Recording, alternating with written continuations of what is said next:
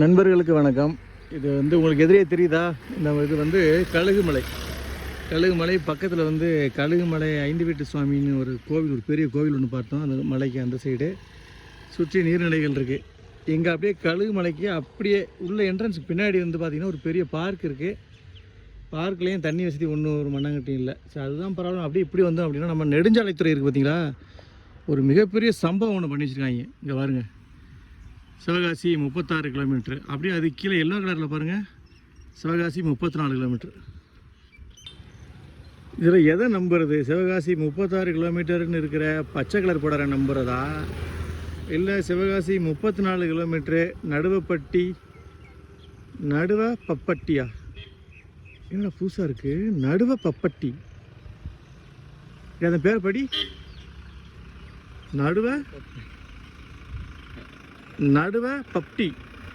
பப்டிடா. இது பேர் நடுவப்பட்டி. இப்படி ஒரு ஊர் இருக்கா? இந்த மக்களே, இந்த பகுதி மக்களே கொஞ்சம் சொல்லுங்கள்.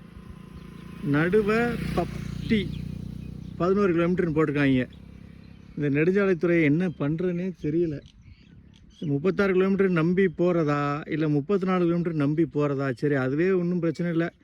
36க்கும் 34க்கும் 36ன்றது எல்லையை குறிக்கிறதாகவும் 34ன்றது சிட்டியை குறிக்கிறதாகவும் எடுத்துக்கணும்னு வச்சுக்கோங்க. அது என்னப்பா கீழே நடுவப்பட்டி அப்படி ஒரு ஊர் இருக்கா? மக்களே, இந்த ஊர் மக்களே இருந்தால் சொல்லுங்கள்.